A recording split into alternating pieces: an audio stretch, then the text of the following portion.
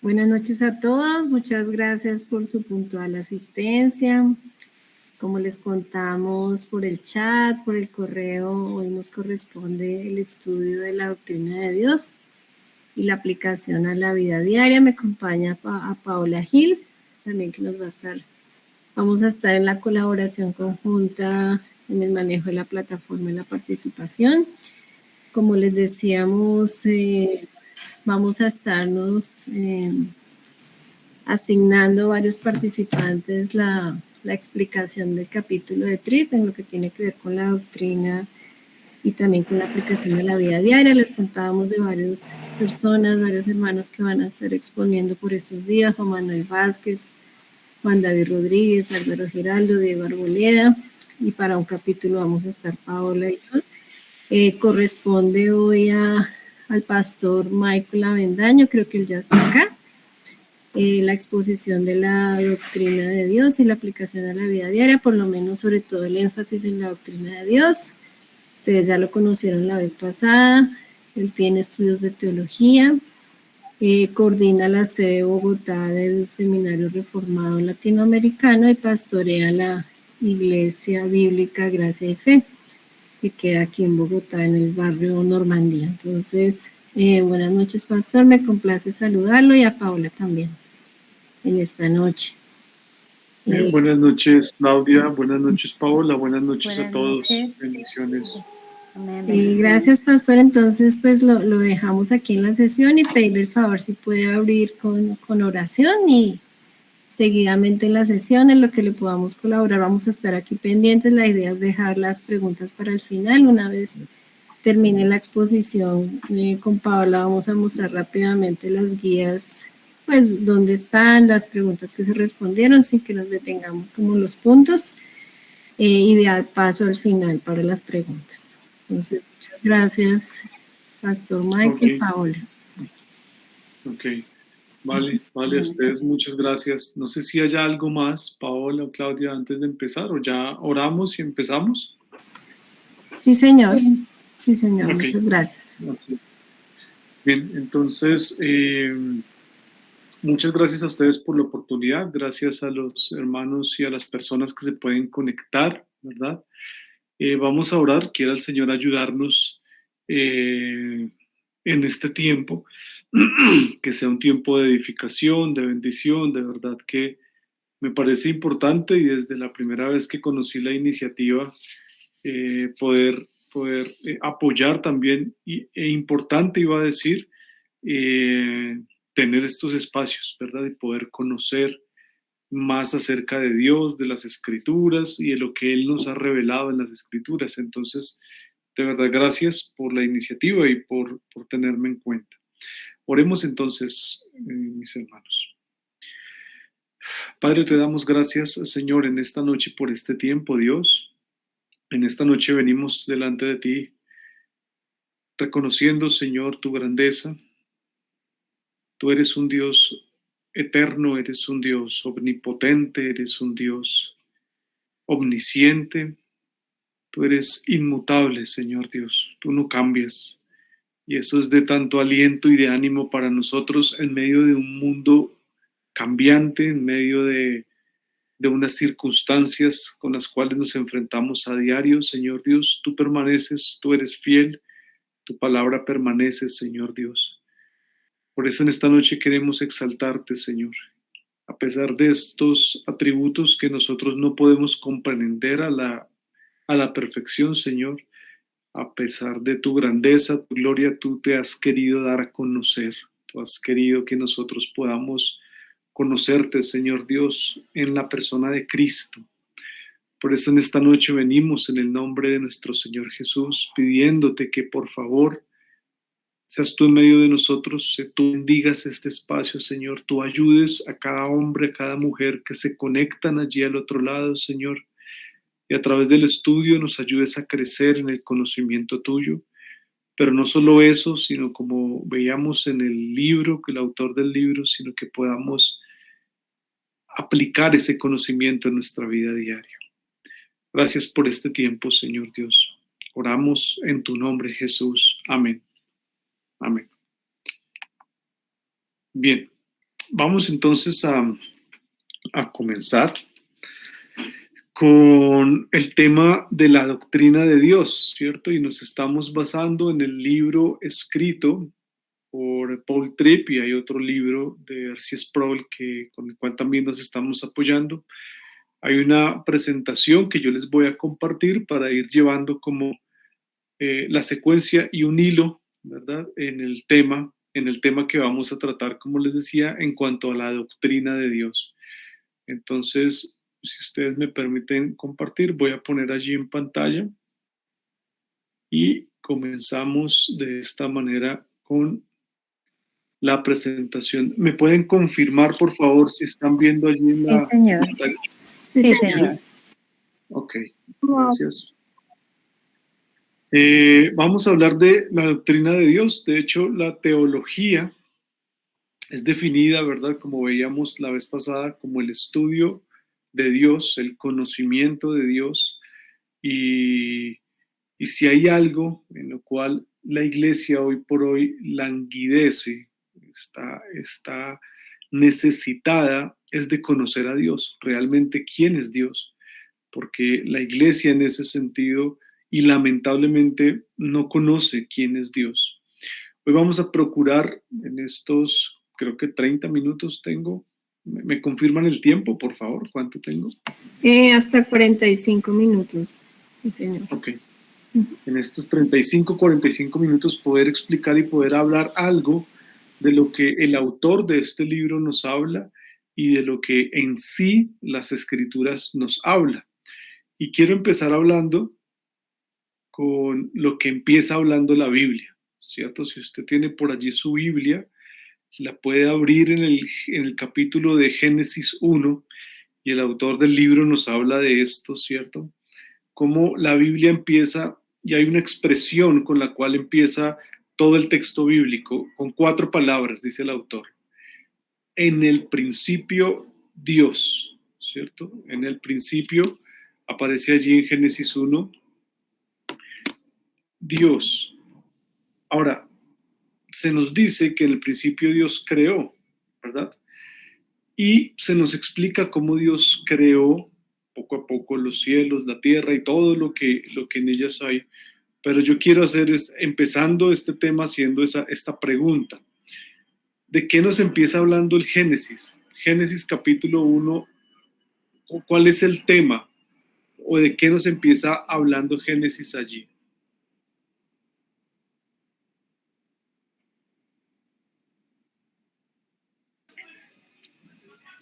¿Sí? Creación. La Biblia nos empieza hablando, gracias, de Dios. Generalmente nosotros relacionamos los primeros versículos de la Biblia con la creación, y está bien, nos habla de la creación, pero la Biblia empieza hablando de Dios y la Biblia termina hablando de Dios en Apocalipsis, ¿verdad? De los últimos versículos, el apóstol Juan anhelando el regreso y el establecimiento del reino de Dios. En el principio creó Dios los cielos y la tierra. Nosotros podríamos decir entonces que la Biblia empieza hablando de Dios, un Dios que crea. Entonces, miren la diferencia allí, ¿cierto? La Biblia no empieza hablando de la creación, la Biblia empieza hablando del Dios que crea. Y ahí hay una diferencia, ¿verdad? Y es el enfoque que yo percibí también del autor del libro y el enfoque que la Biblia nos da y que nosotros deberíamos mantener. La Biblia inicia hablando del Dios que crea. Entonces, no de la creación, aunque no está mal hablarlo de esa manera, ¿cierto? Pero es más preciso y más acertado decir del Dios que crea. La Biblia empieza hablando acerca de Dios y la Biblia termina hablando acerca de Dios, ¿verdad? Ahora bien, decíamos hace 8 días, la Biblia nos habla de un Dios incomprensible para nosotros. Nosotros no podemos comprender en su totalidad a ese Dios y por eso es que es Dios. Si lo pudiéramos comprender en su totalidad, pues ya no sería Dios, ¿cierto? Sería uno igual a nosotros. No lo podemos comprender, pero sí lo podemos conocer, ¿verdad? Sí lo podemos conocer. Bien. Entonces, este tema es muy importante y quiero leer algo corto de algo que el autor nos habla acá, porque me pareció interesante y creo que es muy importante este tema en cuanto a lo que tiene que ver con nuestras vidas también. Dice el autor, leo para ustedes la cita: no existe un sistema filosófico, científico, psicológico, político, sociológico, educativo o un pasatiempo que no se defina por si se cree o no en la existencia de Dios y la idea que se tiene acerca de quién es Él. Y dice aquí que este es un punto importante: la manera en que tratas a tus hijos, la manera en que tratas a tu pareja, a tu vecino, a tus colegas de trabajo, a tu jefe, la manera en la cual tú tratas a tus padres, tu actitud frente a tus labores cotidianas, tu actitud en cuanto a tus alegrías o tus desilusiones de la vida, tu actitud en cuanto a tus finanzas, tu cuerpo, tu sexualidad, tu educación, tu identidad, tu significado y propósito, la vida y la muerte, todo, dice el autor, y aquí coincido 100%, será moldeado de alguna manera por tu visión de Dios.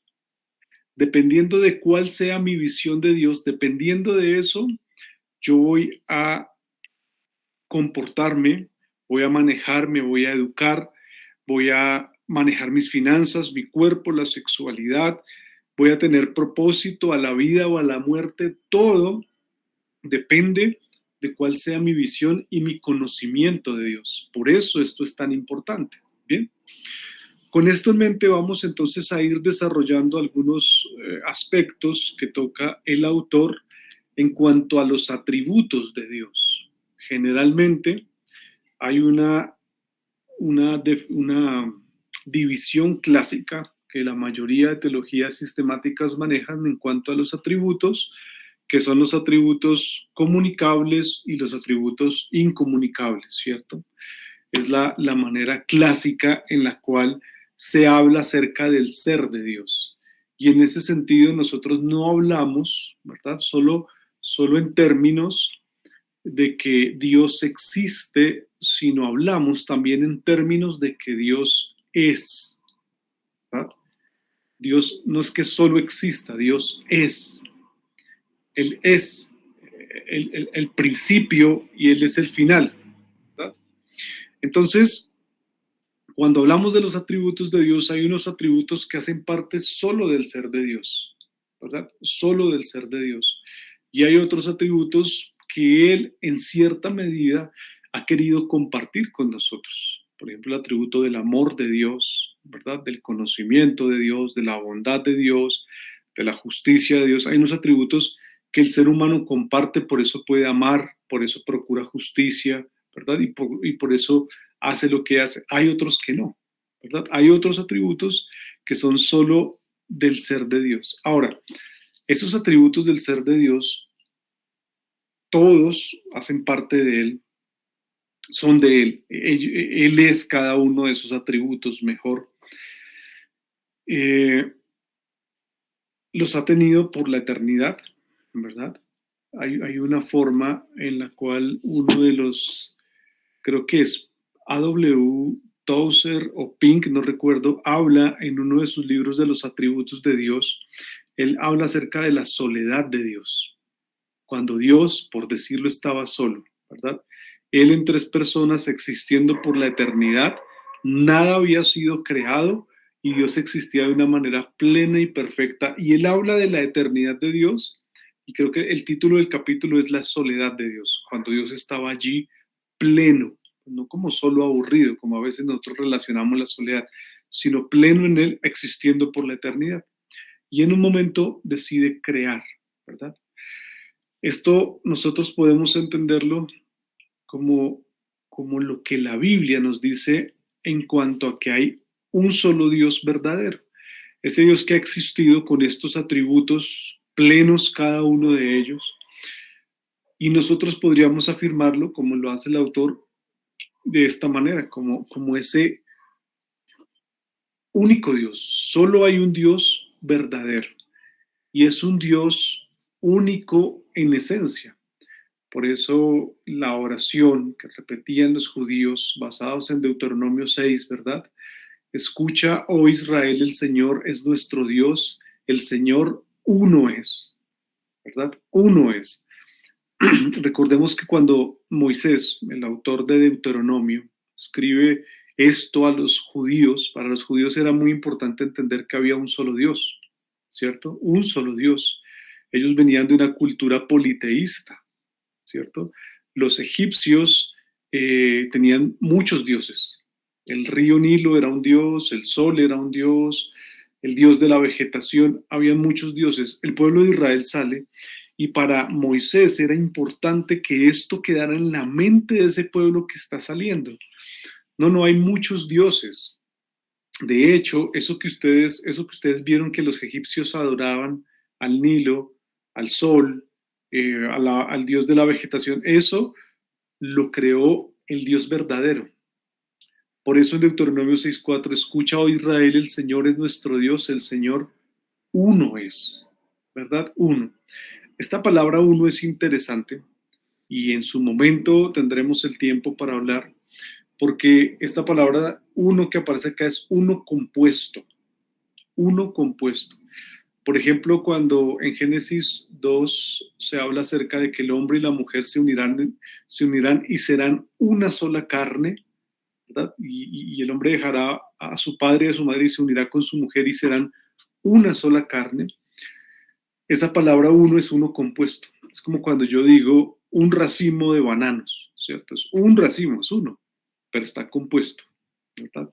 Y esto es importante porque aquí nosotros empezamos, no aquí, desde el Génesis, a ver los principios de ese Dios trino, ese único Dios trino, el cual nosotros conocemos por las Escrituras y por la obra del Espíritu en nuestros corazones.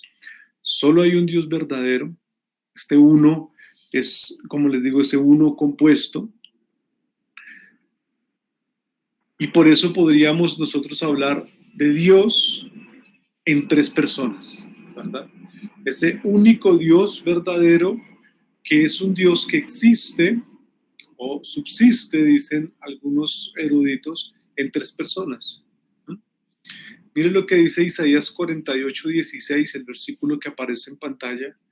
Dice el Señor, acercaos a mí, ¿cierto? Acercaos a mí, escuchad esto desde el principio. No he hablado en secreto no he hablado en secreto desde el monte en que sucedió, allí estaba yo, y ahora me ha enviado el Señor Dios y su Espíritu. Este texto nos da un indicio ya de cómo Dios habló, se habla de uno que es enviado, ¿verdad? Y del Espíritu de Dios, ¿verdad? La doctrina de la Trinidad no aparece en el Nuevo Testamento. La doctrina de la Trinidad es una doctrina bíblica, tanto en el Antiguo como en el Nuevo Testamento se nos habla de un Dios que existe o subsiste en tres personas. Entonces, ese Dios eterno del que hablábamos ahorita, que tiene unos atributos, que ha decidido compartir algo de ello con aquello que él creó hecho a imagen y su semejanza al ser humano, ese Dios es un Dios trino. Y a ese único Dios es al Dios que nosotros adoramos, es a este único Dios. Y debemos entender esto porque, mire, por un mal entendimiento de este tema de la Trinidad, es que han aparecido las mayores y más grandes herejías en la historia de la Iglesia. Desde el obispo Arrio y alguno más atrás, tal vez Sabelio, en los primeros siglos, empezaron a distorsionar la doctrina de la Trinidad. Entonces la iglesia en los primeros siglos se tuvo que reunir y decir, bueno, ¿qué es lo que dice la Biblia y qué es lo que creemos conforme a lo que dice la Biblia? Y se llegó a esa conclusión de que existe un único y verdadero Dios, uno, que subsiste en tres personas, el Padre, el Hijo y el Espíritu Santo. Y me gusta esta diapositiva, que es una imagen clásica de esta doctrina, porque cada uno de estas personas es plenamente Dios. El Padre no es el Hijo no es el Espíritu no es el Padre. Cada uno es plenamente Dios. ¿verdad? 3 personas siendo un único Dios, un solo Dios.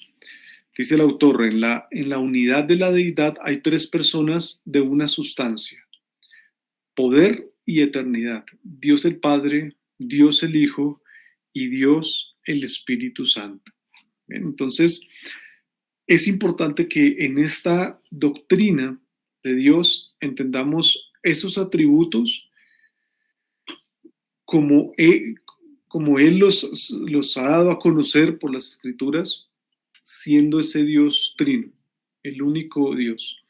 Y hay algo que se habla respecto a esto, y esto creo que es importante que lo tengamos allí, porque se nos dice en ese sentido, y nosotros podríamos afirmarlo de esta manera, si usted lo tiene ahí en su pantalla, que el Padre no es engendrado ni procede de nadie, y aquí es donde muchos tropiezan. Ojo, el Padre no es engendrado ni procede de nadie. El Hijo es eternamente engendrado del Padre.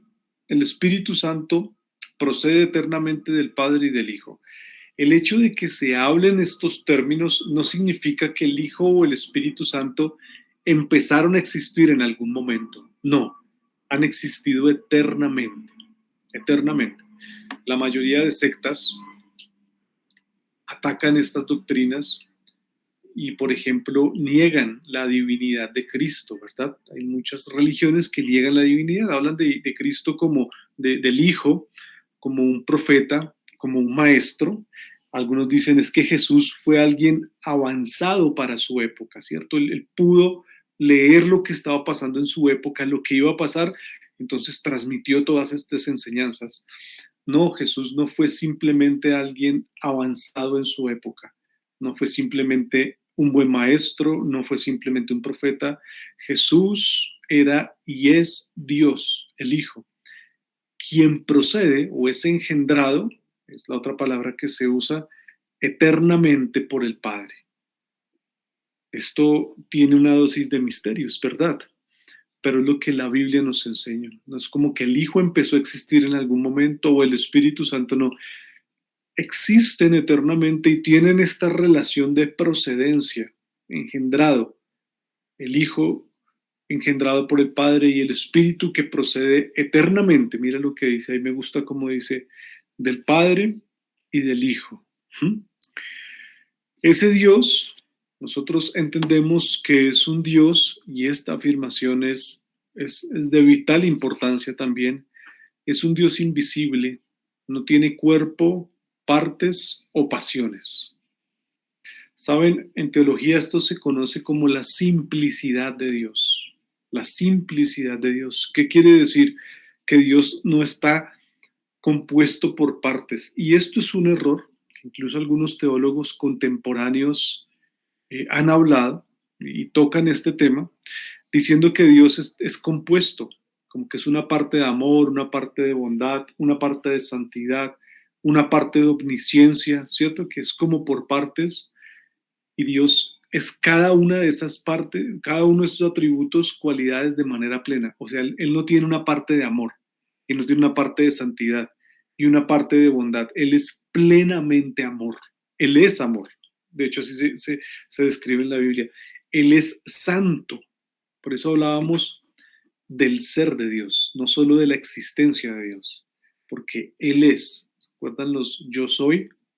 Yo soy el que soy, le dice Dios a Moisés en la zarza ardiendo. Ese Dios es invisible, no tiene cuerpo, partes, ¿verdad? O pasiones. Y este tema de las pasiones es un tema bien discutido y polémico, pero Dios no está expuesto o Él no siente de la misma manera como nosotros sentimos, ¿verdad? Él es. Y aunque se usa un lenguaje, la expresión que nosotros conocemos en teología, es un lenguaje antropomórfico, una forma en la cual nosotros podamos entender algo de Él, pero no significa que eso pase en Él, porque Él es, o sea, en Él no pasan cosas, Él es, ¿verdad? Dice que Dios se puso triste, o Dios se alegró, o Dios se complació. Es una forma en la cual nosotros podemos entender, pero Dios no está expuesto a las mismas pasiones humanas como usted y como yo. Dios no está, yo me acuerdo que yo estuve en una iglesia donde me decían que uno podría contristar al Espíritu Santo, y la Biblia lo enseña, pero a mí me decían, mire, haga esto así o haga lo otro, o si no el Espíritu Santo se va a poner triste, Dios va a estar triste. Y en momentos, y yo les digo la verdad, me imaginaba a Dios como en un rinconcito por allá, como muy triste, ¿verdad? Porque yo pequé y como que se entristeció, pero cuando empezamos a entender la Biblia, no, ese no es el Dios de la Escritura. Él es el soberano, el eterno, el omnisciente, ¿verdad? Entonces, es una forma en la cual nosotros podemos entender el cómo relacionarnos. Pero en ese sentido, Dios no tiene esas pasiones humanizadas como nosotros las conocemos. Y esto, hermanos, yo sé que puede chocar a algunos, sé que puede llamar la atención de otros, pero es la forma en la cual la Biblia nos habla acerca de ese Dios. Y es cierto que usa ese lenguaje antropomórfico, ¿cierto? Como que nosotros podamos entender, como que tenga una forma de hombre, significa, para poderlo comprender a Él. Si no, no podríamos comprenderlo. Pero Él en ese sentido es invisible, no tiene cuerpo, partes o pasiones, ¿verdad? Es por eso que nosotros hablamos de Dios como ese ser infinito, ¿verdad? Perfecto, ese ser inmutable, inmenso, eterno y excede la comprensión humana. Miren, y aquí nosotros necesitamos una muy buena dosis de humildad para reconocer que todo lo que tiene que ver con Dios excede nuestra comprensión humana. Sin embargo, y aquí este punto es importante, ¿saben por qué? Porque cuando empezó el auge, la ilustración incipiente, todo el racionalismo que empezó en el siglo, estamos hablando siglo XVI, siglo XVII, empezaron a aparecer algunas posturas filosóficas en cuanto a esto, y algunos decían, como Dios no se puede comprender, entonces yo no lo quiero conocer y no lo voy a poder conocer mejor. ¿Y saben qué pasó ahí? Muchos dejaron de leer la Biblia. En Europa se leía bastante la Biblia en toda la época medieval, ¿cierto? Siglo XV hacia atrás. Se dejó de leer la Biblia. ¿Y saben por qué? Porque como es incomprensible, entonces yo para qué leo la Biblia. Y empezó a coger fuerza un pensamiento, una postura filosófica que se llamó el deísmo filosófico. Entonces la gente dijo, no, yo no la voy a leer. Sí es cierto que hay un Dios, un creador, dice esa postura del deísmo, sí hay un creador, pero ese creador como que le dio cuerda a la creación, ¡pum!, la dejó ahí, ¿verdad? La dejó ahí. Y ya todo depende de nosotros. Y eso es un error, porque Dios, aunque Él es trascendente de su creación, Él es inmanente. Él sigue estando involucrado en su creación, la trascendencia y la inmanencia. Por eso ese pensamiento deísta es incorrecto, ¿verdad? Entonces, claro, no lo podemos comprender, pero sí lo podemos conocer. Tengamos eso presente. Ese es el Dios que se ha dado a conocer en Cristo. Y por su Espíritu, nosotros ahora podemos tener esa comprensión. Entonces, ese Dios es libre, absoluto, trabaja en todo conforme al consejo de su propia voluntad, justa y para su propia gloria, ¿cierto? Él es todopoderoso, es sabio, es sumamente santo. Todos sus propósitos, obras y mandamientos son santos. Miren lo interesante. Y me llama la atención, aunque es algo con lo que debemos también tener cuidado, que el autor hace énfasis en uno que otro de estos atributos. Por ejemplo, la santidad, la soberanía, son temas que ustedes van a ampliar en las próximas clases. Pero, por ejemplo, cuando se habla de la santidad de Dios, nos habla acerca de ese carácter, ¿verdad?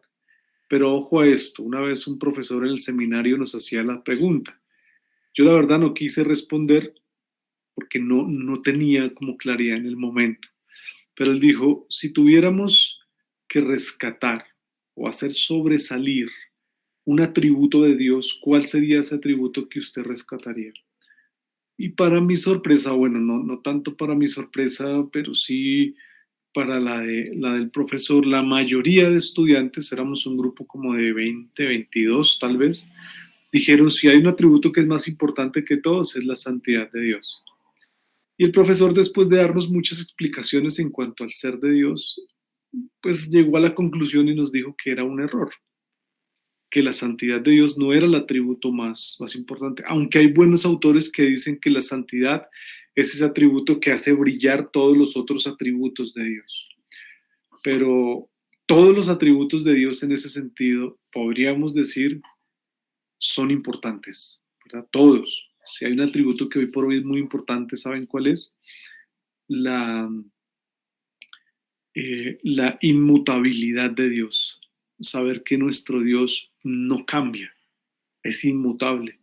Hay una teología que se llama la teología del progreso y ellos han querido demostrar, ¿verdad?, que Dios va progresando, va creciendo, Él va cambiando. Imagínense eso, que Él va cambiando y va mejorando, por decirlo de esa manera. Y eso es un terrible error.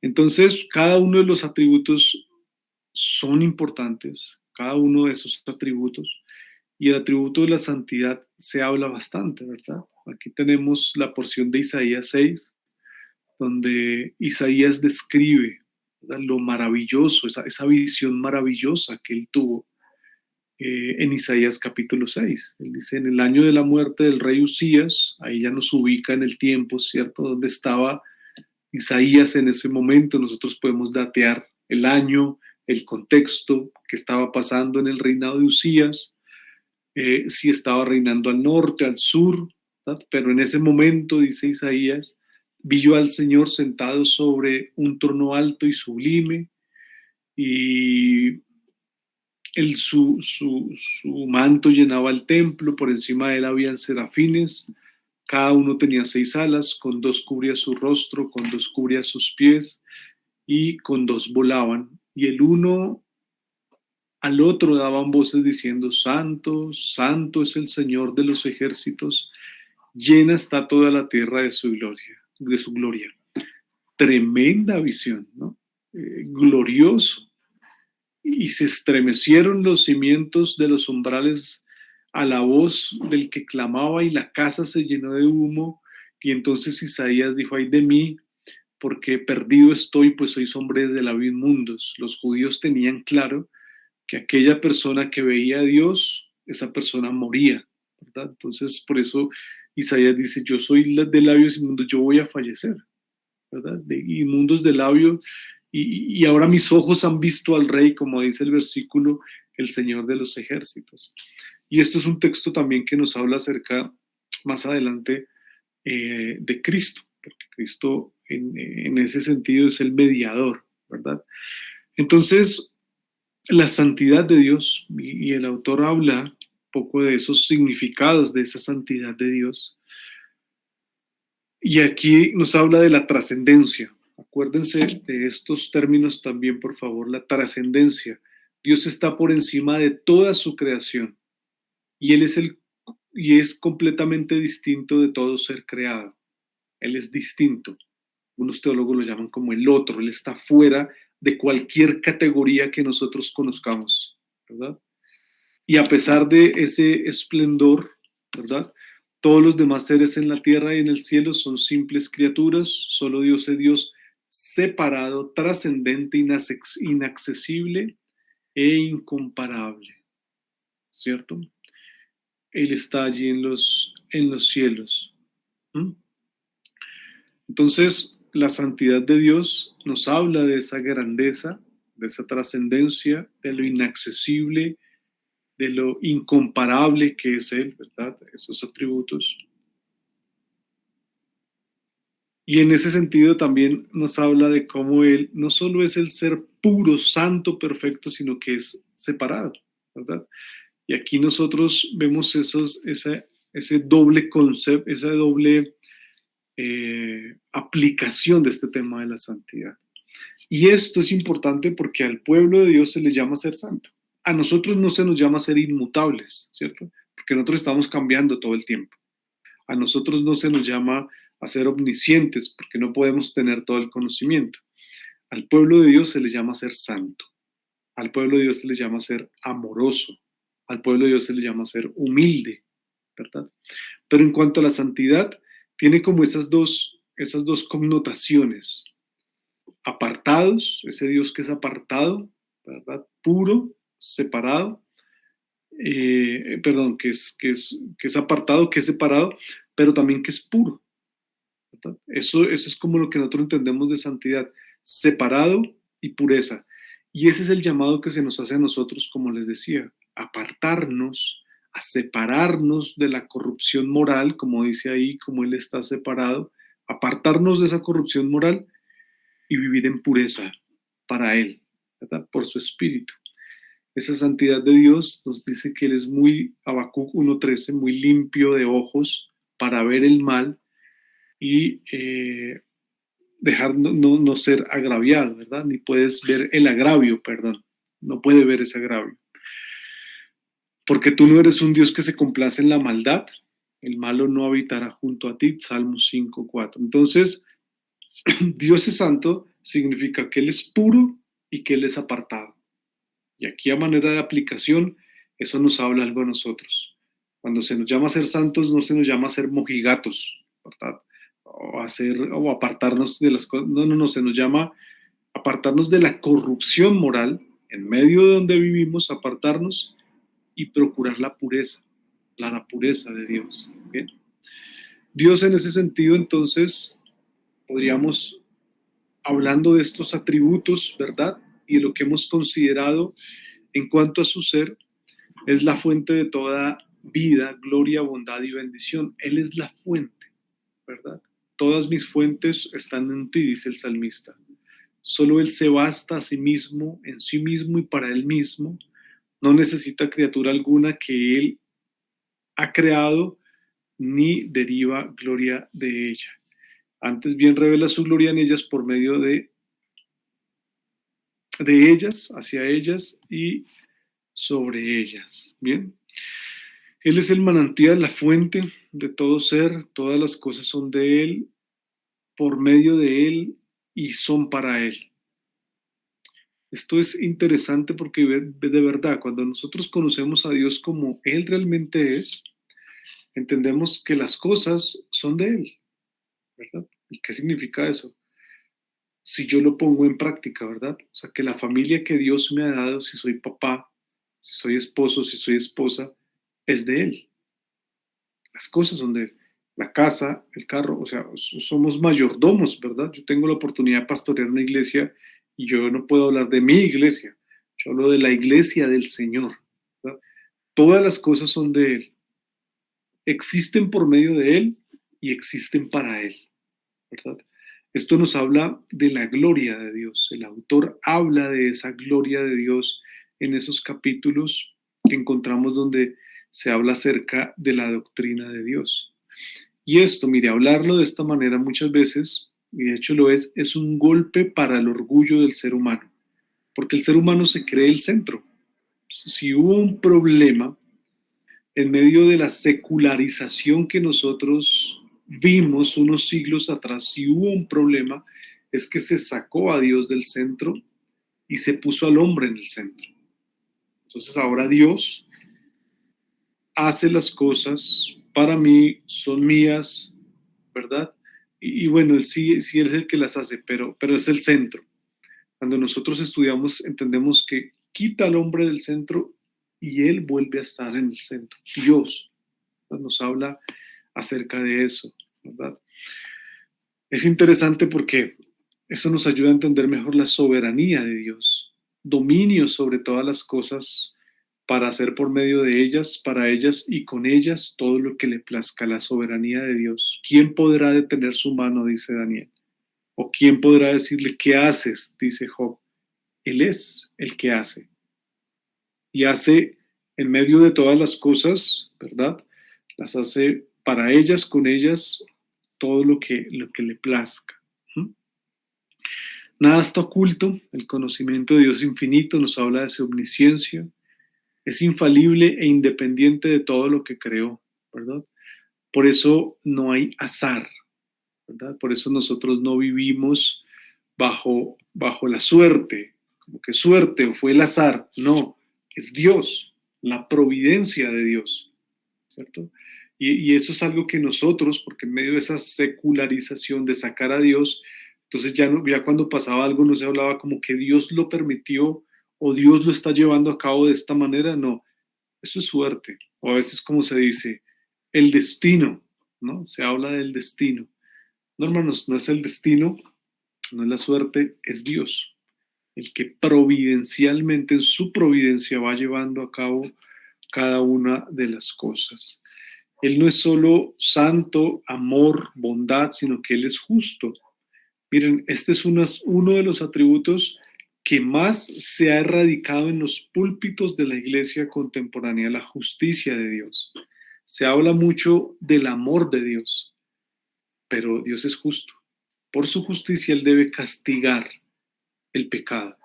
Él lo aborrece y no deja impune al culpable por su pecado. Y esto de verdad para nosotros debería ser de mucho aliento y de mucha bendición. Él es justo, ¿verdad?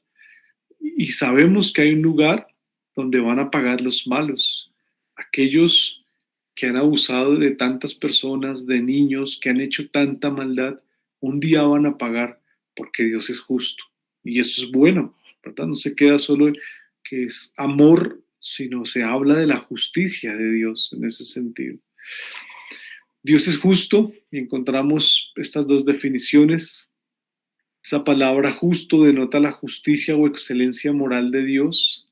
Él es un ser absolutamente justo y siempre actúa de una manera que es consistente con quien es.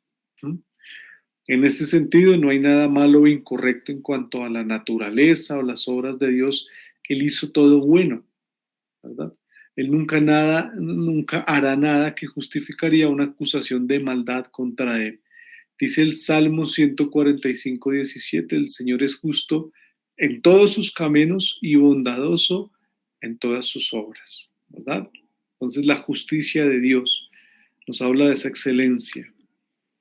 Y no solamente describe su carácter, sino también define su relación con la creación. Él se relaciona de una manera justa. Como decíamos, vendrá un día en el cual juzgará a todos según el estándar más estricto de justicia. Me gusta este versículo de Jeremías 17:10, que está allí porque dice, yo Jehová que escudriño la mente, que prueba el corazón, para dar a cada uno según su camino, según el fruto de sus obras. Nosotros sabemos que la salvación no es por obras, es por gracia, ¿verdad? Esa salvación. Y Dios, sin embargo, Dios va a pagar, ¿verdad? Según el fruto de las obras de cada uno. Dios también es incomparable en su amor, su gracia, misericordia y su compasión. Estos son atributos que van juntos. Amor, gracia, misericordia y compasión. Dios es extraordinario. Él es un ser extraordinario y es extraordinario en bondad y verdad, en perdonar la iniquidad, la transgresión y el pecado, y recompensa a quienes le buscan con diligencia. Tres textos que nos hablan también del amor de Dios. Entonces ven cómo todos estos atributos nos ayudan a conocer algo del carácter de Dios, a algo de ese carácter de Dios. Y esto es supremamente importante para nosotros, porque a veces yo estuve en una iglesia donde escasamente enseñaban 3 o 4 atributos de Dios: omnisciencia, omnipresencia, omnipotencia y el amor de Dios. Y como que ahí se quedaba, ¿cierto? Pero Dios es mucho más que eso. Y la Biblia nos habla acerca de este ser perfecto, de este ser glorioso, de este ser eterno, quien está fuera del tiempo, del espacio y de la materia. Él está fuera de todo eso que es el mundo en el cual nosotros estamos. Y aunque está fuera de todo eso, de tiempo, espacio y materia, se ha querido involucrar con su creación. Y es lo hermoso de nuestro Dios. Y se involucró también, no solo castigando, sino amando, ¿verdad? De tal manera amó Dios al mundo que dio a su Hijo unigénito para que todo aquel que cree en Él no se pierda, sino que tenga vida eterna. A los que les recibe se les da el derecho de ser hijos de Dios, ¿verdad? A ellos, los que creen en el nombre de Jesús, ¿verdad? Entonces, de esta manera nosotros podemos hablar acerca de quién es Dios, y creo que por el tiempo voy a terminar con estas dos diapositivas. Ustedes me dicen ahorita. A la luz de esto, podríamos entender que Él merece toda la adoración, el servicio y la obediencia que le place requerir de ángeles, seres humanos y todas las demás criaturas. Miren, Él es un ser digno, al cual nosotros podríamos adorar y deberíamos adorar.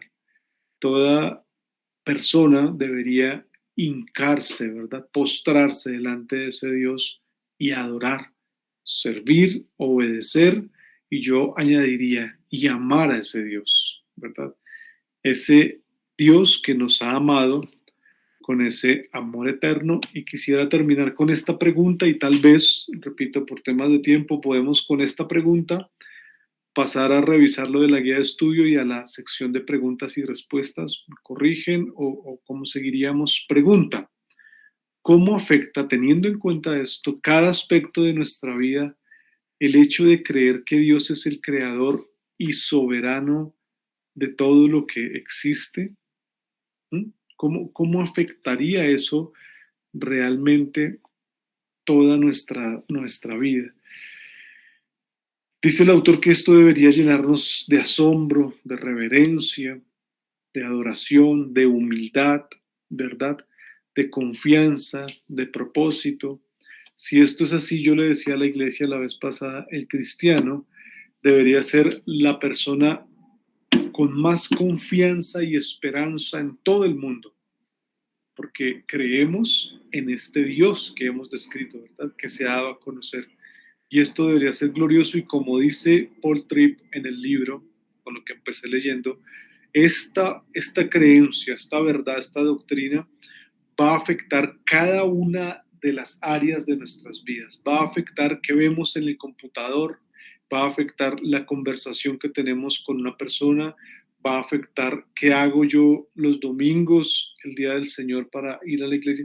Va a afectar cada una de estas áreas de mi vida: cómo estudio, cómo trabajo, cómo me relaciono con el cónyuge, con mis hijos, con mis padres, etcétera, etcétera.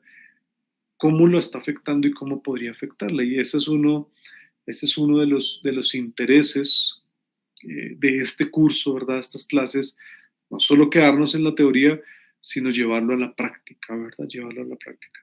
Bien, hasta ahí voy de tiempo. Claudia. Sí, señor. Bueno, pues tampoco Paola y yo pues nos vamos a demorar mucho en la guía, solamente es para contarles que en el Drive está tanto la guía pasada, resuelta completamente, sobre las escrituras, y también resuelta la de Dios. La idea de eso es que ustedes puedan tener ese tiempo para estudiar por su cuenta, para comparar respuestas, para ver si les faltó algo en otro sentido y nos puedan contar, ¿sí?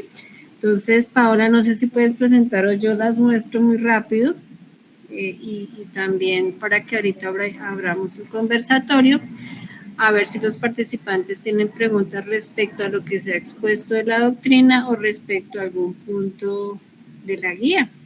Entonces, yo acá voy a tratar de compartir. Esta fue la pasada, la de las escrituras, la van a encontrar ahí en el Drive,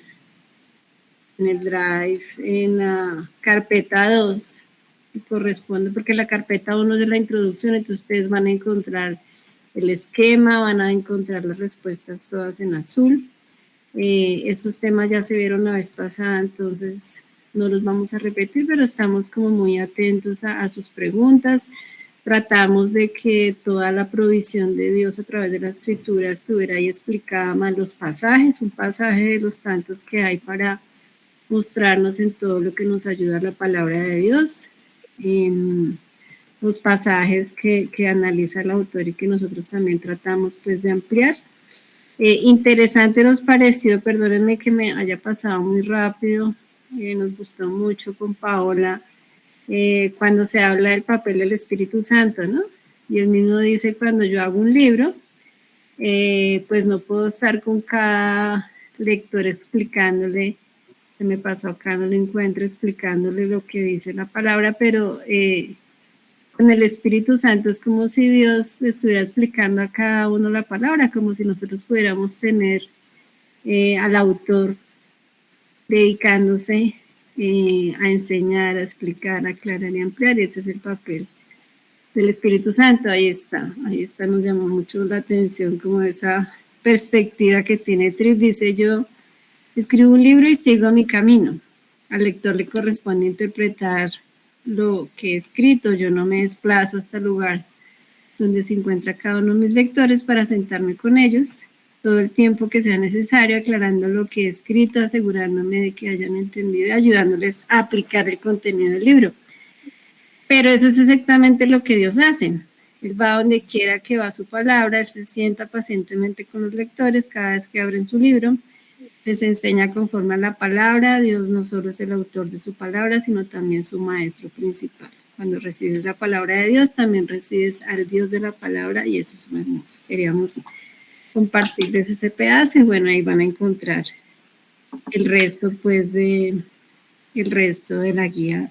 Ya está colgada ahí justamente en el Drive, y también la de hoy, la que nos expuso el pastor Michael, está precisamente la de Dios.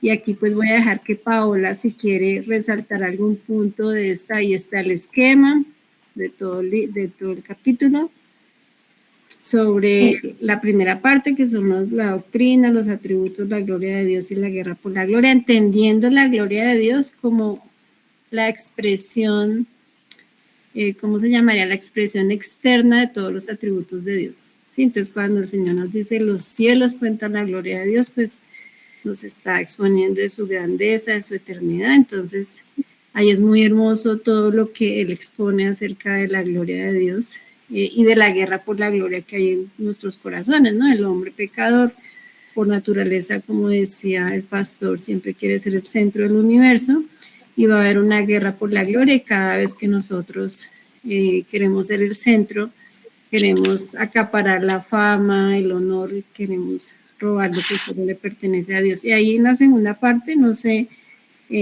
Paola, de toda esta segunda parte, las 4 maneras de responder a la existencia de Dios, ¿cierto? Sí, y también ahí me gustaría en el punto 2. Sí, señora. 2, con respecto a lo que el pastor pues nos compartió, y volvemos a lo mismo que usted decía ahorita, ¿no? El Espíritu Santo definitivamente juega un papel muy importante en todo esto que estamos aprendiendo, y cómo Él es el que nos ayuda a comprender cuán maravilloso es Dios, ¿no? En el punto 2, que se hace la pregunta a ver si la pongo aquí. En el punto 2, donde se nos hace ¿cómo puede alguien intentar describir a Dios en su inmensurable gloria y no sentir sobrecogimiento y estupefacción, ¿sí? Al contemplar todo esto? Y nos lo acabó ahorita de reiterar el pastor en medio de su exposición. Y realmente, si nosotros no contamos con el Espíritu Santo, no vamos a poder por lo menos intentar describir y conmocionarnos por lo asombroso que es Dios, ¿no? Entonces, dentro de otras preguntas allí que teníamos, nos decían acerca de qué es lo que nos hace, por qué, a pesar de que Dios se ha revelado a través de diferentes maneras, ¿por qué no podemos ver lo maravilloso de Dios, ¿no? Y es por el tema de esa ceguera espiritual, ¿no? De acuerdo. En la que estamos envueltos, y el pecado que no nos permite ver lo asombroso que es Dios, ¿sí? Dentro de las preguntas que podríamos como resaltar. Sí, señora. Y me pareció muy interesante la pregunta 11, que si la podemos ubicar allí. Sí, señora.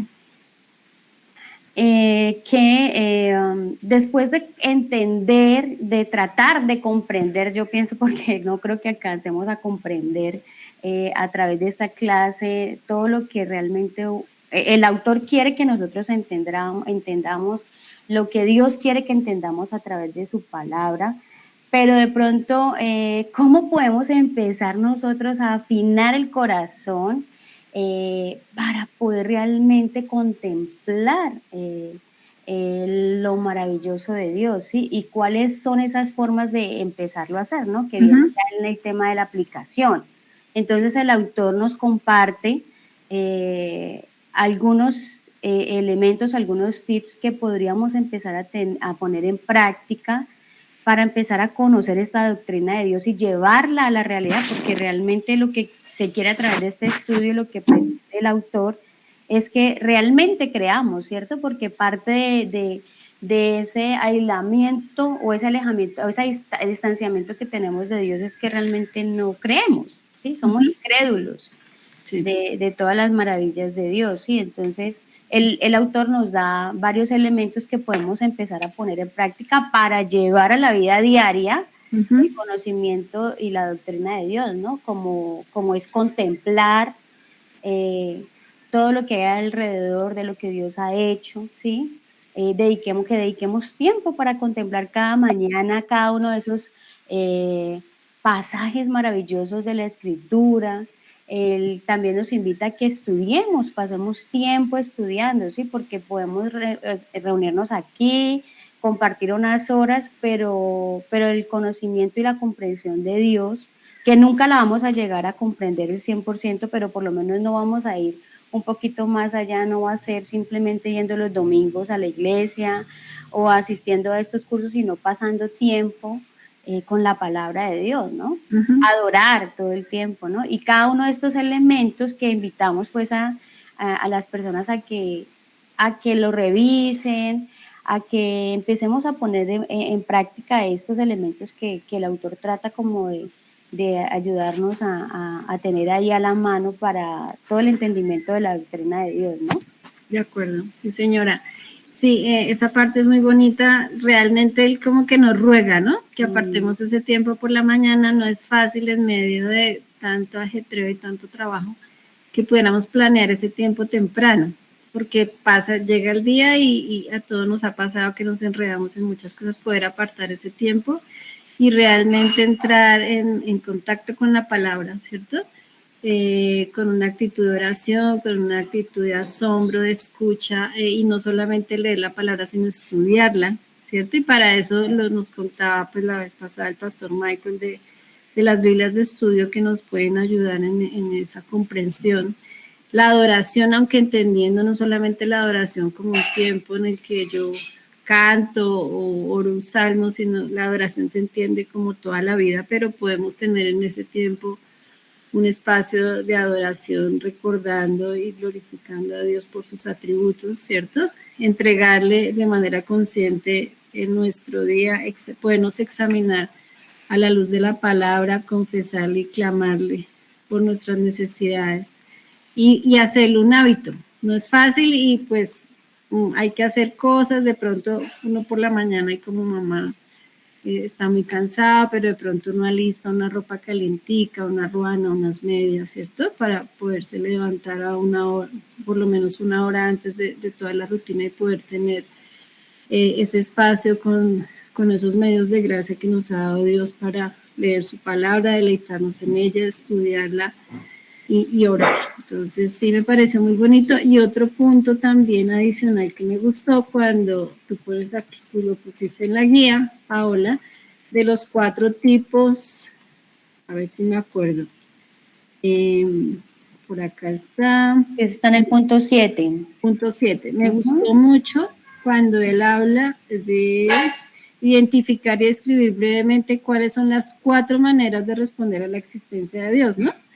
Entonces, el primero, pues, el necio, el que niega la existencia de Dios. El segundo, el que ve a Dios sí como un concepto, de pronto como una energía, pero no tiene interés en conocerlo, que son muchos, las personas que nos rodean. El tercero parece ser un creyente, ¿cierto? Un crédulo y un practicante, y él pone una cuarta categoría muy interesante, y es las personas que amamos a Dios de corazón y le entregamos la vida a él y oramos sin cesar. Y él se pone ahí, pero me llamó muchísimo la atención que dentro de esa última categoría, que uno diría que es la ideal, hay una cosa que practicamos a diario que se llama el ateísmo práctico, ¿sí? Y entonces él dice ahí en la página, creo que es en el 76, incluso a él le pasa, y que el ateísmo práctico no es el rechazo filosófico, teológico de la existencia de Dios, sino que se refiere a momentos en los que pensamos, deseamos, hablamos, actuamos como si Dios no existiera, ¿sí? Y es esos días que pasamos todo el día, no oramos, o sea, ahora dejamos de orar sin cesar, dejamos de depender de Él, todo lo hacemos en nuestras fuerzas.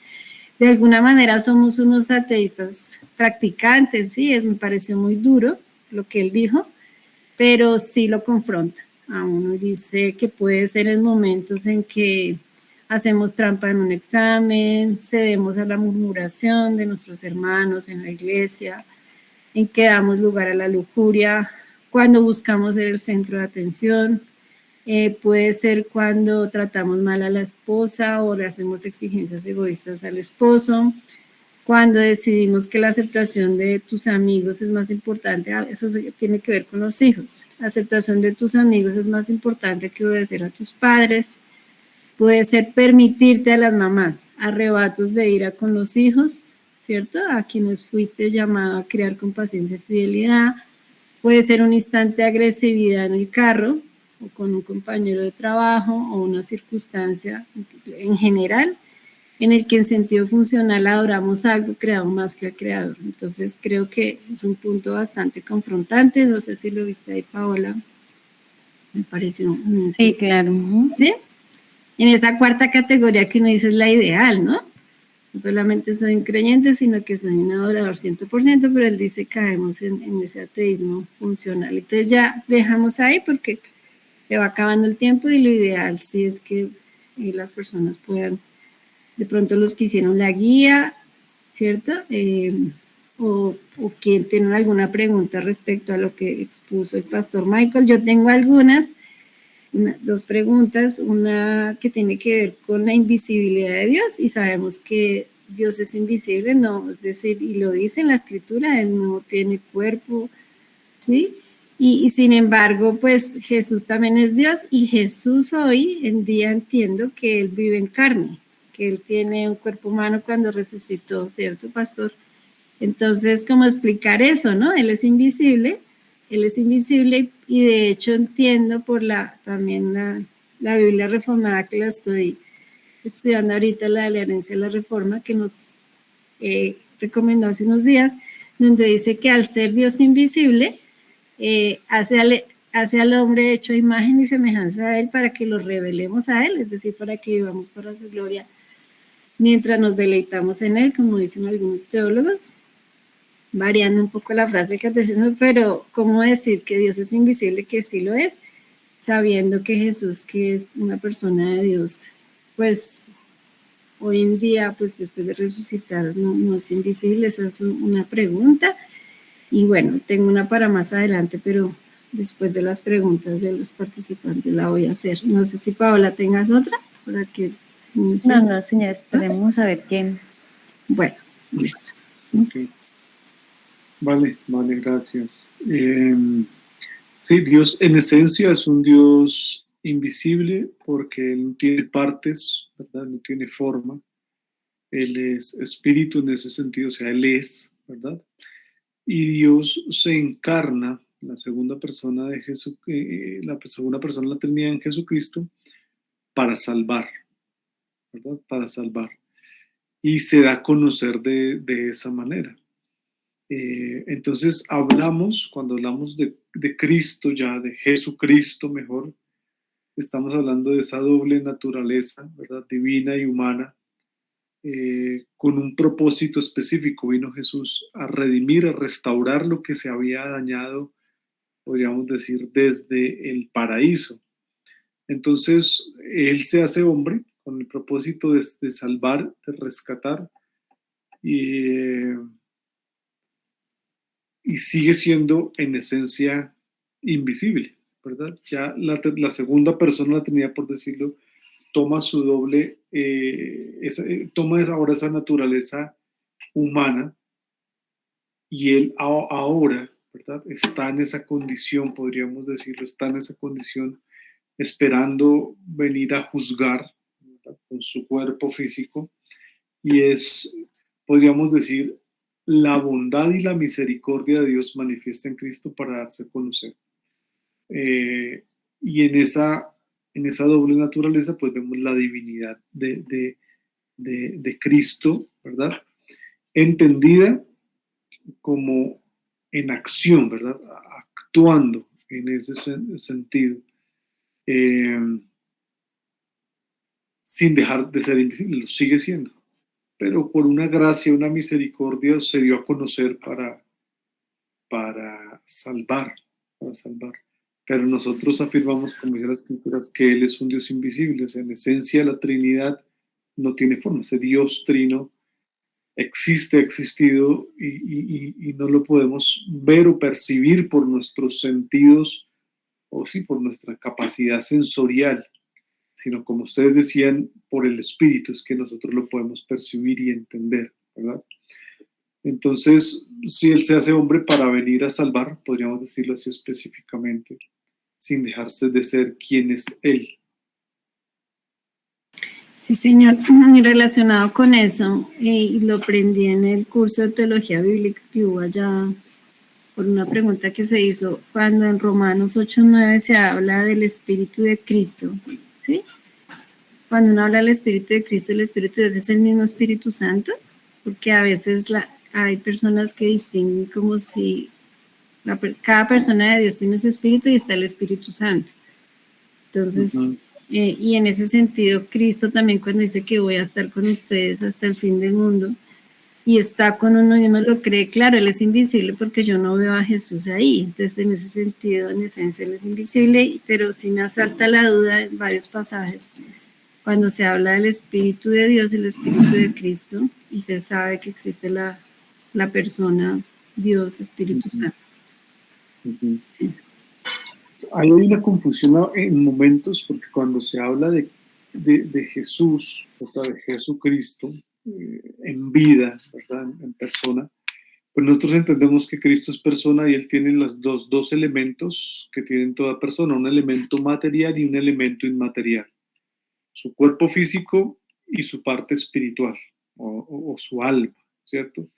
Entonces, a veces hay una confusión con eso, porque se dice, ¿será ese espíritu de Cristo cuando encarnó?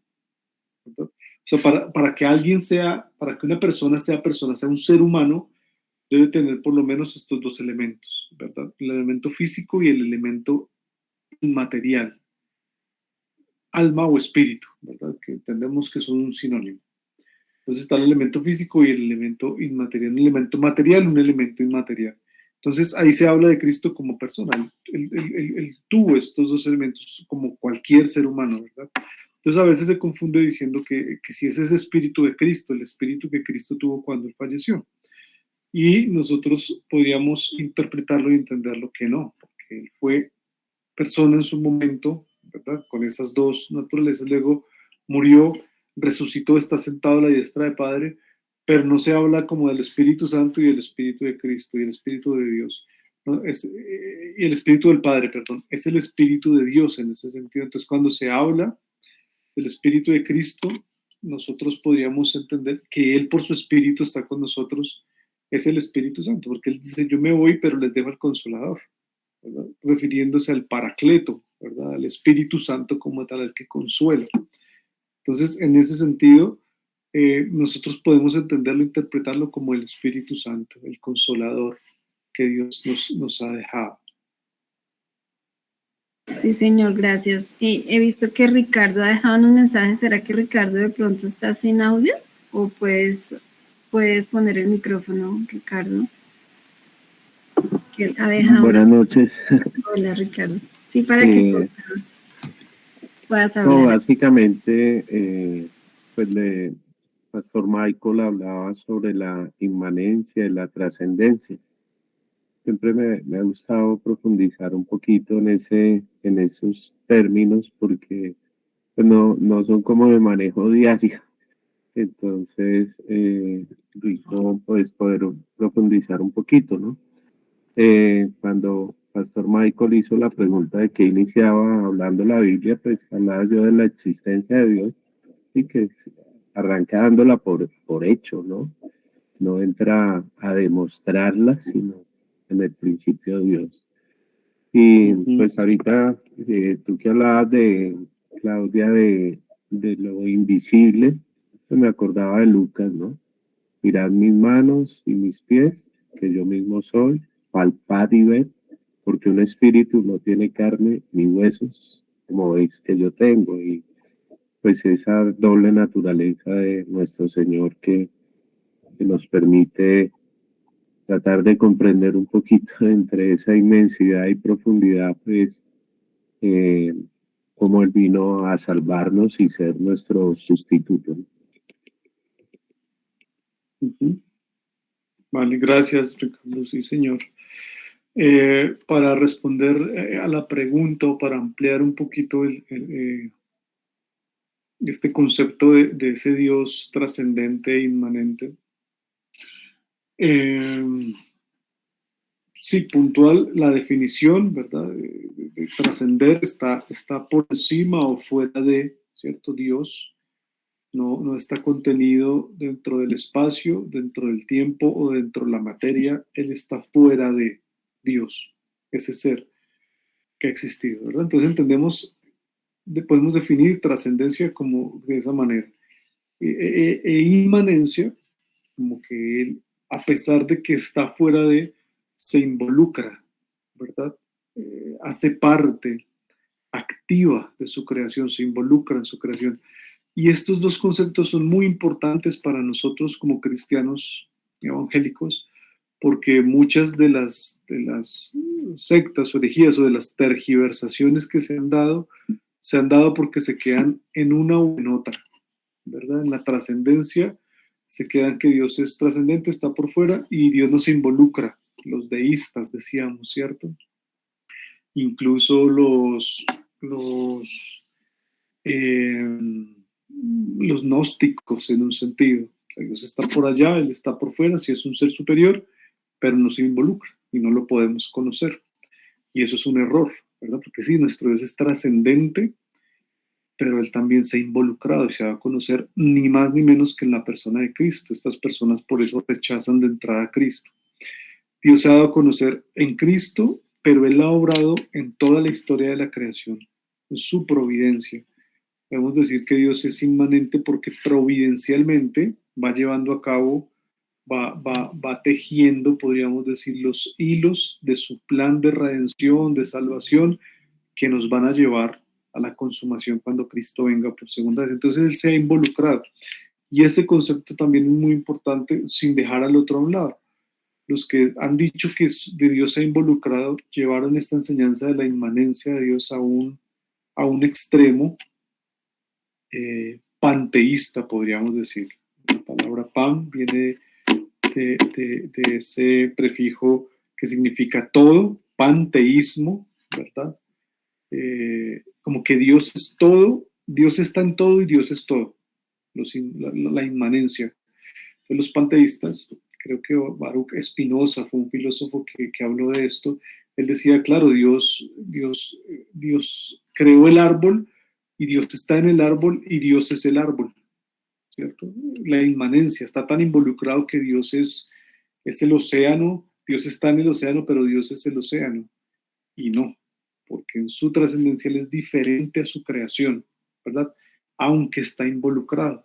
Entonces no nos quedamos solo con una y vamos acomodando ahí para entender el tema de la inmanencia, no, pero tampoco nos quedamos con la otra. Él es ese ser y se involucra, pero es diferente de la creación. Entonces, eso nos ayuda a nosotros a tener un poco más de claridad en cuanto a quién es Él, pero también aquí estamos hablando de la forma en la que Él se ha dado a conocer y se ha involucrado, ¿verdad? Porque Dios ha estado involucrado, Él es el Dios de la historia.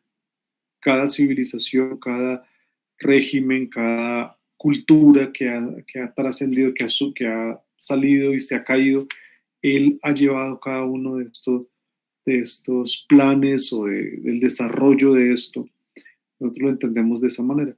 Entonces, eso podría decirte como en cuanto a la trascendencia, Ricardo, que Dios es diferente a su creación, está por fuera de, pero está involucrado providencialmente. No es que Él sea la creación, como los panteístas creen, que Dios está en todo y Dios es todo. No, eso es una tergiversación de la inmanencia de Dios. Sino que Él va llevando a cabo, Él inclina el corazón de las personas, permite las cosas con un propósito. De esa manera podríamos hablar de la inmanencia, que Dios se involucra y nos guarda de los dos extremos también. No sé si eso ayude algo, Ricardo. Perfecto, muchas gracias. Vale, sí, señor. Lady Natalie tiene levantada la mano, una pregunta. Sí, buenas noches, muchas gracias por la charla.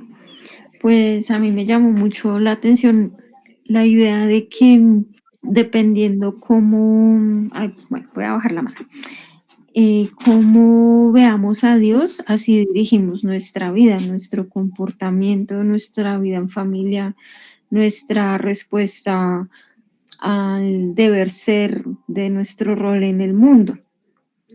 Y mi pregunta va dirigida es hacia, ¿cómo lo digo? O sea, Dios es Padre, o sea, es Hijo, es Espíritu Santo, ¿cierto? Y mi pregunta va dirigida es hacia lo masculino, porque Padre es masculino, Hijo es masculino. Entonces, una madre, una hija, ¿cómo puede, con base en esta idea de que así dirigimos nuestra vida, como con respecto al concepto, al conocimiento que tengamos de Dios, vamos a dirigirnos nosotras? Entonces, mi pregunta es, ¿va encaminada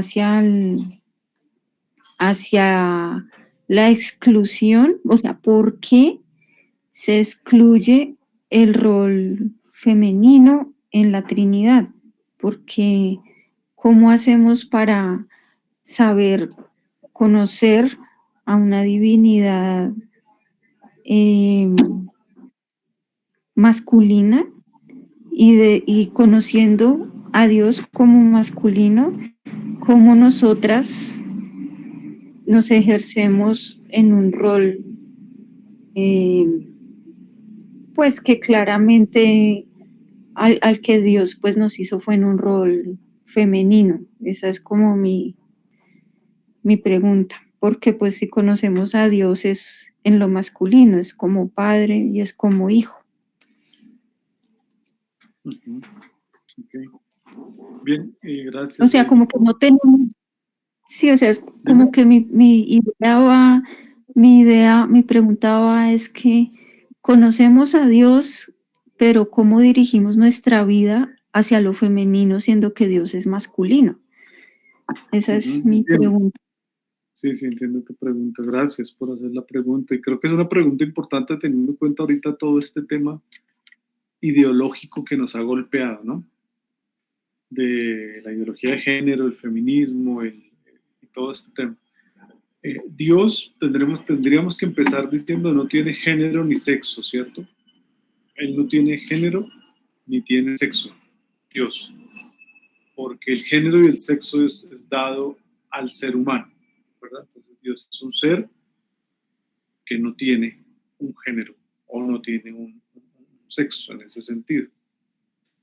Habían querido mostrarlo como algo diferente, pero nosotros podríamos hablar de lo mismo. Entonces Dios en ese sentido se ha dado a conocer y se ha usado esa terminología de esa manera en la sabiduría y en la dirección de Dios, ¿cierto? Ahora, cuando nosotros hablamos del ser humano hecho a imagen y semejanza de Dios, Dios hizo al ser humano hombre, varón y hembra, los creó, dice Génesis, ¿cierto?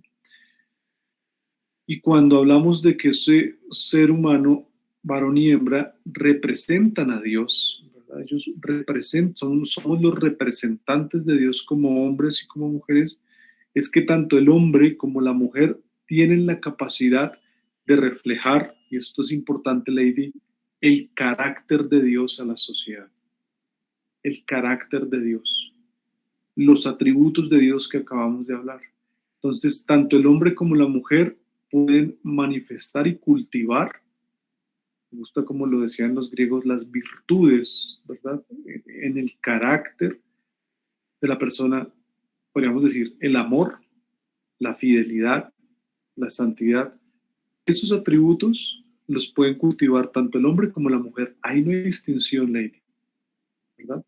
Ahí no hay distinción. Todos podemos cultivar el atributo de la justicia de Dios. Todos podemos cultivar el atributo de la bondad de Dios, de la misericordia de Dios, tanto el hombre como la mujer. Y allí entonces estamos representando a nuestro Creador. Es allí cuando estamos siendo imagen y semejanza, que es lo que restaura a Cristo, ¿verdad? Pero el ser humano, si tú lees Génesis, dice, Dios creó al hombre, hecho imagen y semejanza, y creó al ser humano, a la raza humana, varón y hembra. O sea, ahí habla de esa unidad. Y en ese sentido, el hombre y la mujer son iguales en dignidad, completamente iguales en dignidad, diferentes en roles, que es lo que ya tú hablas, ¿cierto? Iguales en dignidad, ambos podemos reflejar el carácter de Dios, el amor, la bondad, la justicia, la santidad, de la misma manera. De hecho, a veces hay mujeres que lo representan de mejor manera. Yo a veces tengo que hablar con los hermanos de la iglesia, a veces las mujeres son más comprometidas, procuran más la pureza, ¿verdad?, del amor, y están como en ese sentido creciendo un poco más en Dios, y a veces hay que llamarle un poco la atención a los hombres. En ese sentido, ya cuando hablamos de roles, ¿cierto? Entonces está hechura, carácter o atributos y roles, que es la que ya tú tocas. Entonces ya hay unos roles diferentes para el hombre y unos roles diferentes para la mujer. Y eso, podríamos decir, por naturaleza, es de esa manera. Y estos roles van en contra del feminismo abusivo que vemos hoy por hoy y del machismo abusivo que hemos visto también hoy por hoy. Porque la Biblia no defiende ni el uno ni el otro. En la Biblia no vemos ni machismo ni vemos feminismo. Es más, si hubo un movimiento religioso y hasta social, podríamos decir, que vindicó la figura de la mujer en la antigüedad, fue el cristianismo. El cristianismo. Jesús tuvo mujeres, discípulas, mujeres, y eso para un rabí era inconcebible en el primer siglo. Y de ahí para allá, cómo se vindica la dignidad de la mujer el cristianismo. Entonces, en ese sentido podemos entender ser hechos a imagen y semejanza de Dios, ¿cierto? No porque Dios tenga un género, un sexo. Él es un ser que está por encima de eso. Sin embargo, crea varón y hembra, y tanto el hombre como la mujer pueden representar a Dios, Lady, en cada uno de sus atributos, ¿verdad? Llevando a cabo sus roles, las funciones que Dios nos da a cada hombre, a cada mujer. Entonces, de esa manera nosotros podríamos tener un entendimiento más completo, ¿verdad? En ese sentido. Vale, muchas gracias.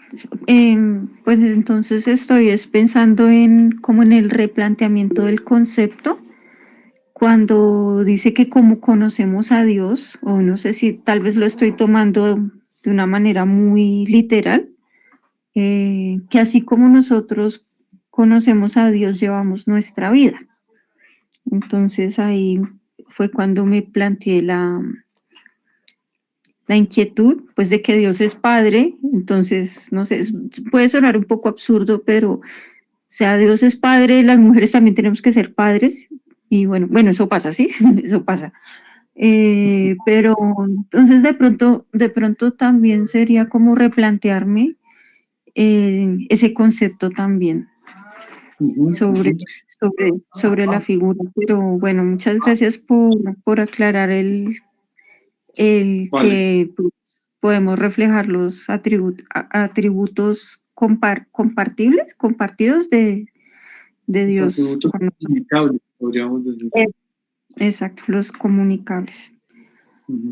Y esa distinción va a ser importante también en tu rol y en lo que vas llevando en cuanto a ese carácter de Dios, ¿verdad? Que todos podemos aplicarlo ya en los roles. Es otro tema diferente.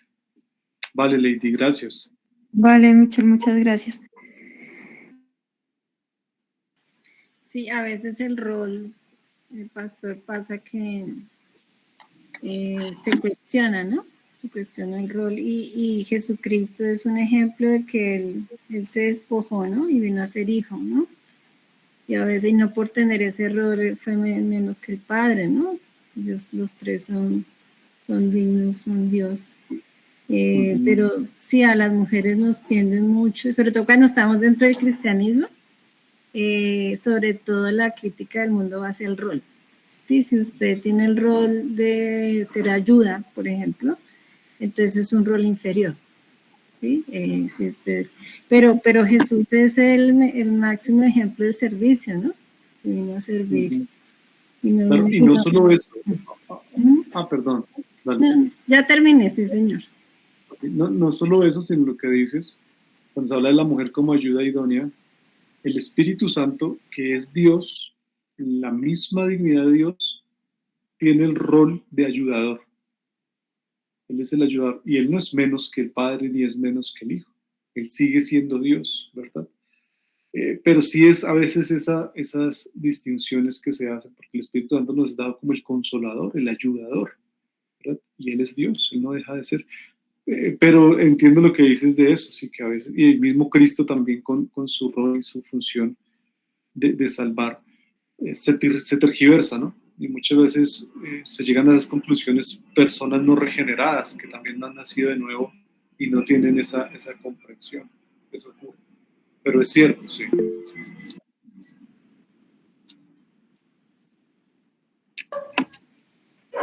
Sí, Semilla de Vida Eterna levantó la mano. Él tenía una pregunta ahí, entonces no sé si de pronto. Nidia, soy Nidia.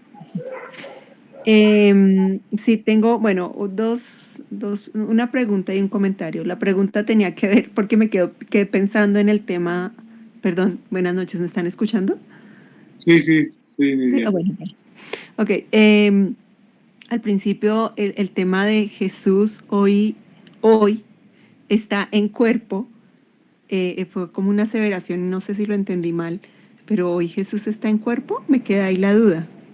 Porque para mí es espíritu, o sea, yo inmediatamente cuando voy a la palabra que Él está a la diestra del Padre, en mi cabeza no digo igual a espíritu, pero lo asumo, ¿sí?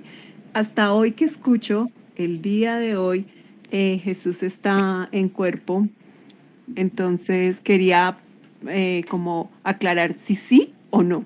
Esa es como la pregunta. Okay. Nunca lo había pensado de esa manera. Vale, gracias por la pregunta. Sí, son temas que nos van ayudando, podríamos decir, y nos van como cuestionando para estudiar, profundizar más. Al respecto, la Biblia nos enseña que Jesús, después de resucitar, estuvo aproximadamente 40 días con sus discípulos, ¿te acuerdas? Estando con ellos, y antes del Pentecostés el Señor Jesús asciende, que es el ascenso que se nos narra en algunos evangelios, y en Hechos capítulo 1, y Él asciende en cuerpo glorificado, ¿verdad? Y el ángel cuando le habla a los discípulos les dice, ¿por qué se quedan mirando? Él va a volver de la misma manera en la cual se ha ido. Y de esa manera nosotros podemos entender que Jesús en cuerpo glorificado está en algún lugar del cielo del universo con el Padre. Ahora, esto es importante. Cuando se dice la diestra del Padre, es un lenguaje también antropomórfico, porque Dios no tiene derecha ni izquierda. Él es un espíritu, ¿verdad? Pero para que nosotros podamos entender, yo sé que esto es un poco complejo, se nos dice, pero nosotros nos imaginamos de una vez como un trono, ¿verdad? Y otro trono al lado, pero no es de esa manera, porque dice a la diestra es un lenguaje antropomórfico, es una forma en la cual nosotros podemos entender que está muy cerca de Dios Padre. Cuando se dice la diestra y en ese lenguaje de reino, ¿cierto? Se habla de una persona muy confiable, muy cerca, pero no es que esté al lado, ¿verdad? Está en intimidad con el Padre, podríamos decir. ¿Por qué? Porque si Dios es espíritu, repito, Él es el ser, Él está en algún lugar teniendo esa intimidad con el Padre, ¿verdad? Que eso es otro tema. Pero está en cuerpo físico. Está en cuerpo físico en este momento, glorificado, siendo Dios, esperando venir en ese mismo cuerpo por su iglesia y a juzgar a las naciones. Y ese cuerpo glorificado, como dice 1 Corintios 15, como primicias de los cuerpos glorificados que todo su pueblo va a recibir. Ok, gracias, realmente esto me cambia mucho pensamientos, ideas, imágenes mentales que tenía acerca de este tema. Solo quiero aclarar, ¿glorificado es sin pecado? Sí, es una forma de entenderlo. Básicamente, Sí. cuando yo lo digo, cuando dice cuerpo glorificado entiendo yo que nosotros estando en carne tenemos esa naturaleza pecaminosa. Cuando me dice en cuerpo glorificado me está diciendo en cuerpo que no tiene ese pecado o esa tendencia, o no sé si es correcto. Sí, sí, es un cuerpo que tiene unas propiedades diferentes a las que nosotros tenemos ahorita, unas propiedades. Dentro de esas propiedades es un cuerpo sin pecado, pero también es un cuerpo, y obviamente al estar sin... Bien, gracias por esa... Ok. Sí, es una forma de entenderlo el tema del cuerpo glorificado. Sí. No, que está bien al decir que es sin pecado. Vale, entonces, ¿está pegando el internet? ¿Será el mío o allá? Yo creo que es el de Nidia, que algo le está fallando la red, pero a mí me llama muchísimo la atención porque Él resucita en cuerpo glorificado. Nosotros vamos a tener cuerpo glorificado. Yo siempre he entendido que es un cuerpo ya que no se enferma, que no tiene corrupción. Es un cuerpo, sí, yo había entendido eso, ¿cierto? En lo físico. No me lo puedo imaginar todavía, pero sí había escuchado, pues cuando leí que el Señor ascendió en cuerpo, entonces siempre pensé, pues Él está en algún lado, como dice el pastor, con su cuerpo glorificado. Sin cuerpo que ya no sufre el deterioro que sufre nuestro cuerpo cuando avanzamos en la vida producto de la caída, ¿sí?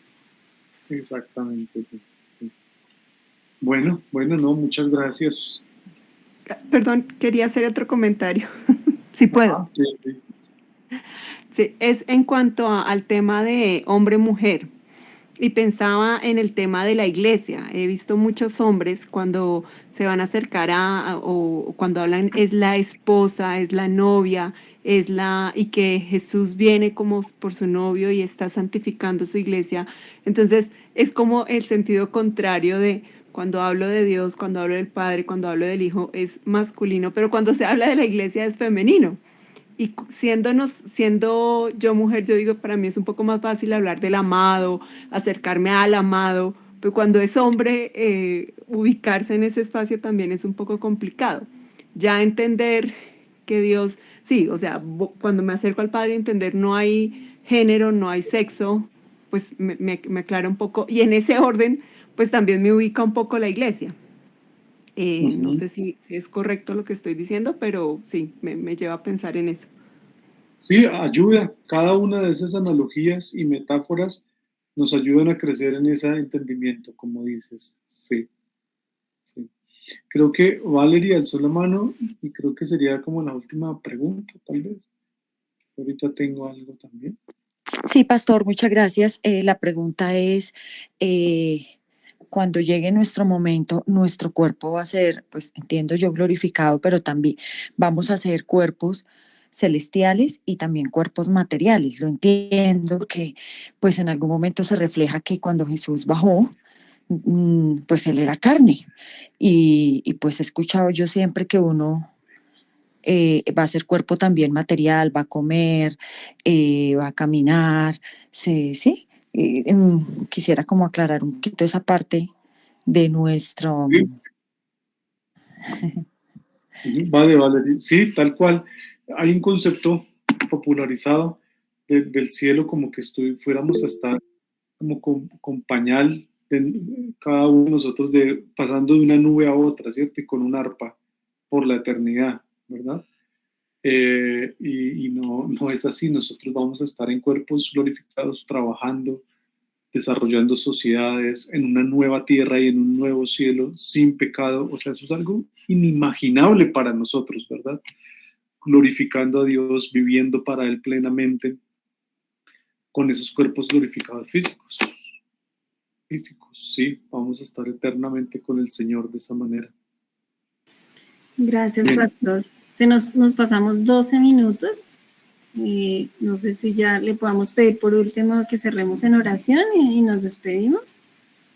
Vale, Claudia, gracias. Bueno. Paola, Claudia, a todos por el tiempo. Una bendición poder compartir con ustedes. Sí. Gracias. Oremos entonces. Padre, en esta noche, pues nos asombramos de meditar en estas verdades, de saber quién tú eres, Señor Dios, y cómo tú te has dado a conocer, Padre. A pesar de ser ese Dios inmutable, tú no cambias, eterno, autoexistente, pleno en sí mismo, has querido crear y has querido darte a conocer a tus criaturas. Así que por eso, Señor, te exaltamos en esta noche, te honramos, te agradecemos, porque por tu Espíritu ahora nosotros podemos conocer algo más acerca de ti y por tu Espíritu nos ayudas a seguir creciendo. Permite, Señor, que nosotros podamos ser un reflejo, Señor Dios, de ti, ese Dios como eres, como veíamos, que esto realmente impacte nuestras vidas y que crezcamos en ese asombro hacia ti, en ese temor hacia ti, en esa adoración hacia ti, Señor. Ese sea el foco, el centro de nuestras vidas, Padre. Por favor, ayúdanos por tu Espíritu para poderlo hacer. Te exaltamos en esta noche, te honramos y te damos gracias y lo hacemos en el nombre de nuestro bendito y glorioso Señor Jesucristo. Amén. Amén. Gracias, Pastor Michael. Gracias. Muchas gracias. Bueno, que estén muy bien.